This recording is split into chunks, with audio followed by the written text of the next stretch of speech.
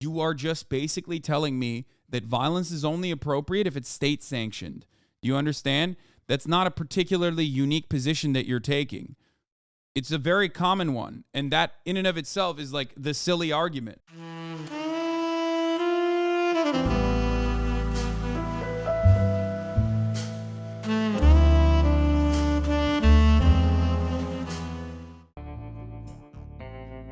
John Brown was an American abolitionist leader, first reaching national prominence for his radical abolitionism and fighting in Bleeding, Kansas. He was eventually captured and executed for failed incitement of a slave rebellion at Harper's Ferry, preceding the American Civil War.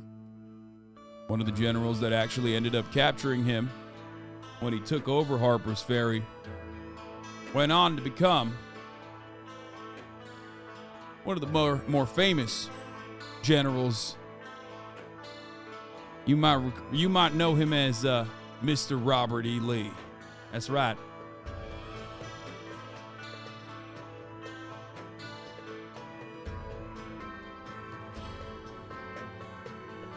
Oh, I saw this. This is so funny. Okay, anyway, I'm gonna turn off the website before I fucking reveal some shit accidentally. But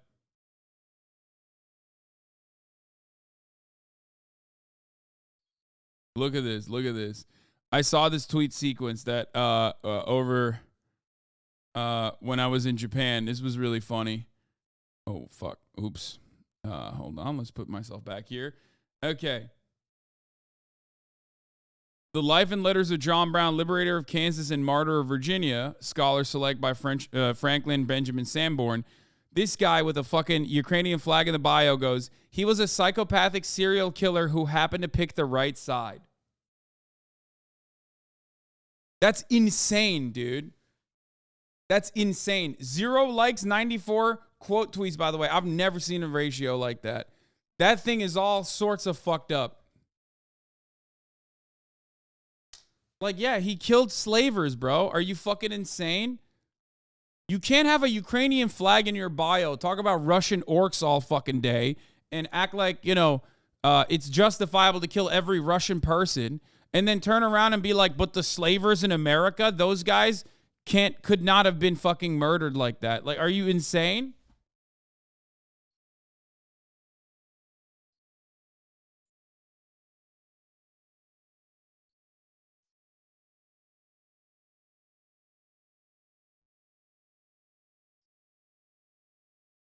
I've never seen 430,000 views on a tweet that got 0 likes.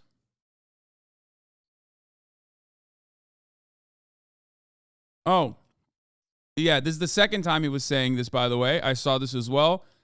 He also said, Lee was a great man who chose the wrong side. John Brown was a psychopath who picked the right side. Like, Robert E. Lee was a good man. John Brown was a psychopathic murderer. Bro, just say you're racist. I mean, you don't have to say you're racist. War is different than murdering a slaver. Not saying killing slavers is wrong necessarily, but John Brown was absolutely a murderer. Yeah, the fucking justifiable kind. And no, war is not different than murder. Shut the fuck up. Bro, if there's one type of people that is like, you're allowed to kill in this regard, especially because like, oftentimes, most historians refuse to offer like normative declarations when talking about any part of history, okay? Because that's not supposed to be how you talk about history, even though like obviously history is written by the victors and yada, yada, yada. But there are a couple exceptions to that, okay? Nazis and fucking slavers. Like, that's it.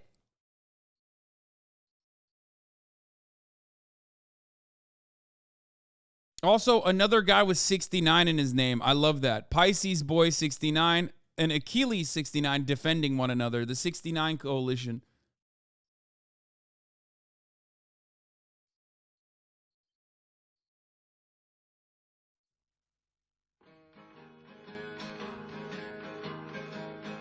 John Brown's body lies a mouldering in the grave. John Brown's body lies a mouldering in the grave. John Brown didn't kill any humans, though? True. That's true. Who said slavers were humans? Body lies a mouldering grave, but his soul goes marching on. Glory, glory, hallelujah. Glory, glory, hallelujah. Glory, glory, hallelujah. But his soul goes marching on. What John Brown did was basically what ended up happening in the United States of America, by the way, with the Civil War. And some historians will even include John Brown and his actions at Harper's Ferry as the starting spark that inevitably led to the Civil War. It was very obvious that the South was not going to give up the utilization of slave labor.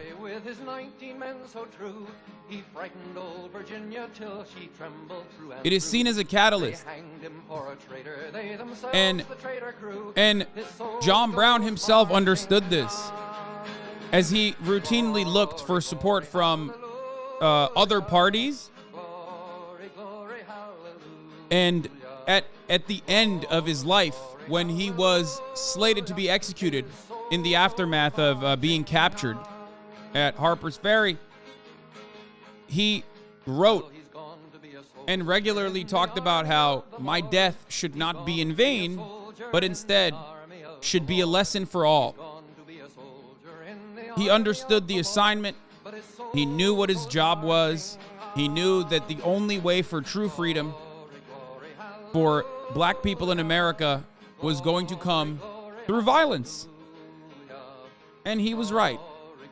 And the only reason why he's considered like a crazy bad guy or in any capacity is because, you know, he killed fucking slavers. He killed capital owners. He took matters into his own hands.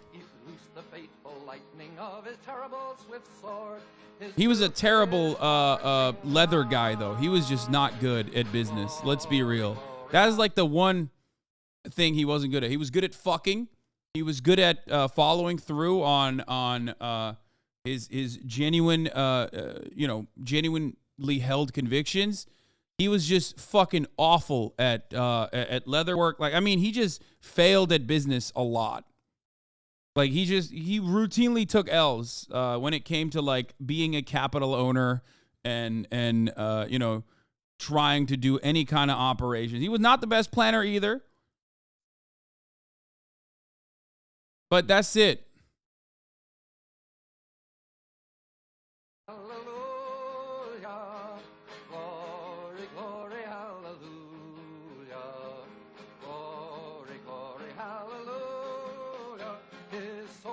I, John Brown, am now quite certain that the crimes of this guilty land will never be purged away, but with blood. Yeah, he suffered a lot. A lot of his kids died. I mean, that was kind of normal at the time. Yeah, he had like 21 fucking kids, and like I think more than half of them like either died before they reached adulthood, and then the rest of them literally died trying to free. Some of them died at Bloody Kansas, I think, and some of them died at Harper's Ferry. Like he just kept. They died freeing slaves, like,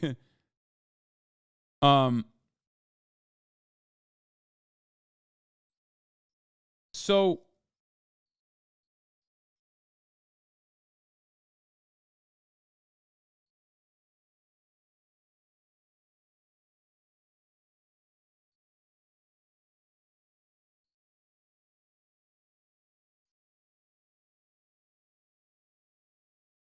He also told them they didn't have to join him, but they still did. Yeah.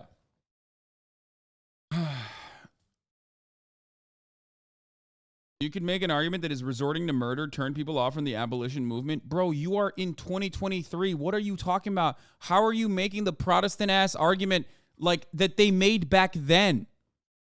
That's crazy. Bro, you know the Civil War happened, right? Like, you know what that is, right? Because that was like what John Brown did, but at like a much larger scale. This guy is literally like only state-sanctioned violence, sir.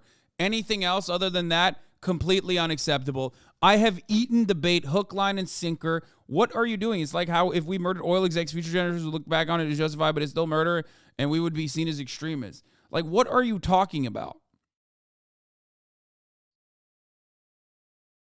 You have to be the same Twitter guy, right? Like, this has to be the same Twitter guy. Like, you have the benefit of knowing what happened, and you are still making an argument.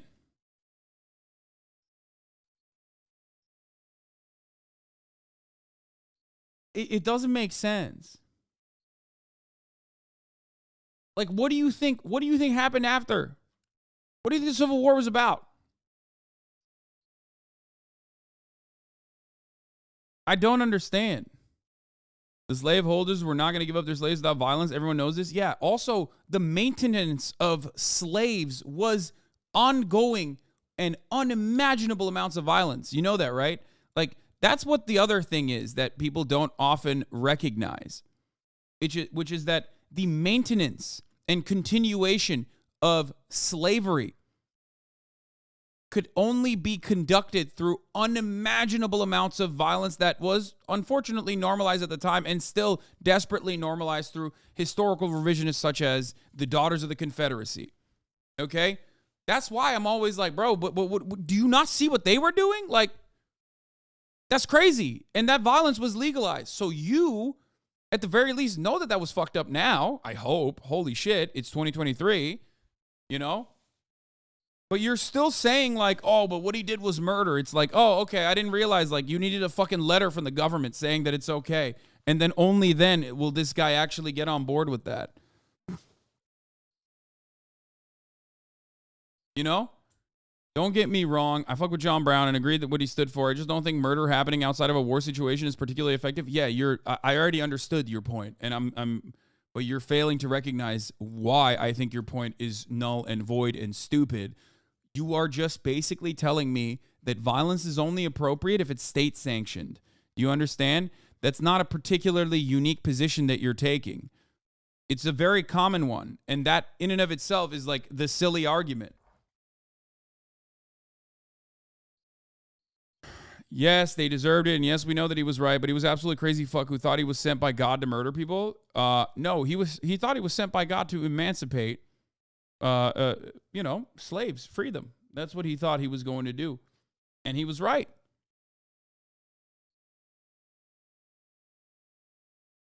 He was right.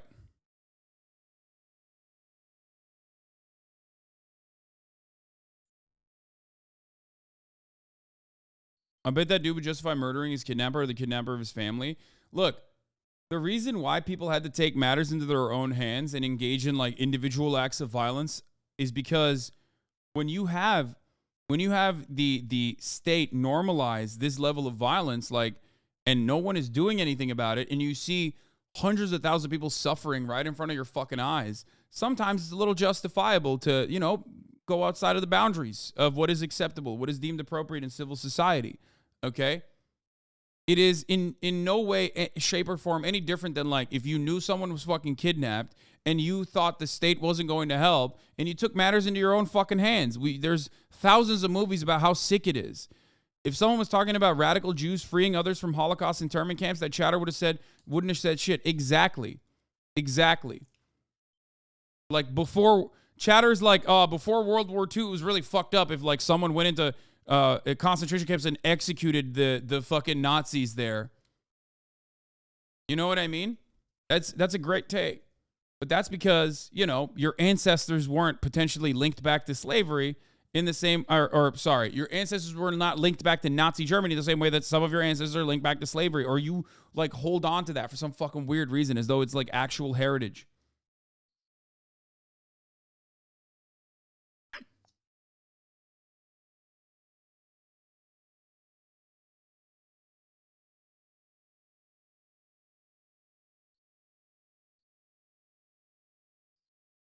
Anyway, do not misunderstand me. I have made myself very clear that like if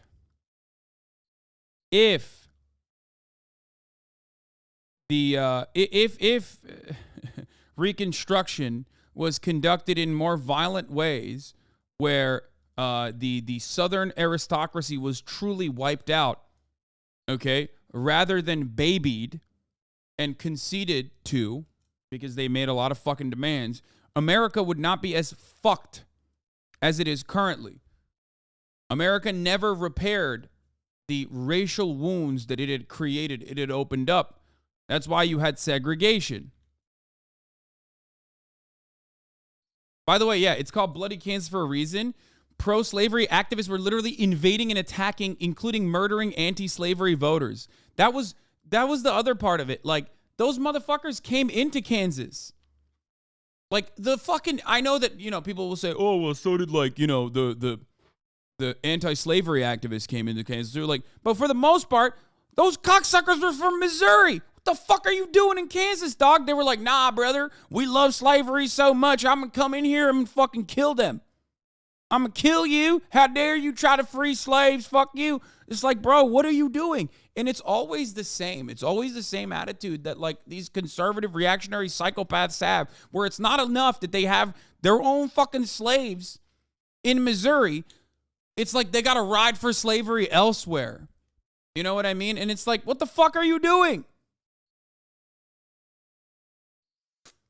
Historians have always said the North won the war, but the South won Reconstruction. Yes, because they're capital owners.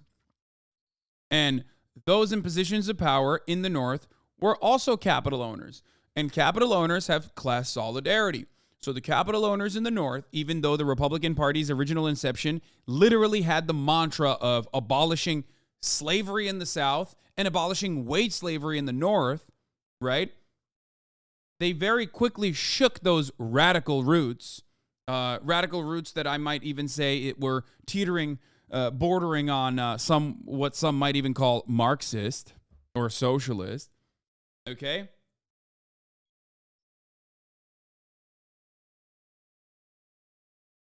But this is precisely what they did. They conceded to the demands of capital owners in the South. All right, a bit of a and turned a blind eye to the violence that they were engaging in regularly at the behest of the preordained, predetermined previous social constructs that revolved around white people in positions of power and black people being treated as second-class citizens. It was very beneficial at the time. Didn't Lincoln write letters to Marx? No, it's the other way around. Lincoln actually left them on red.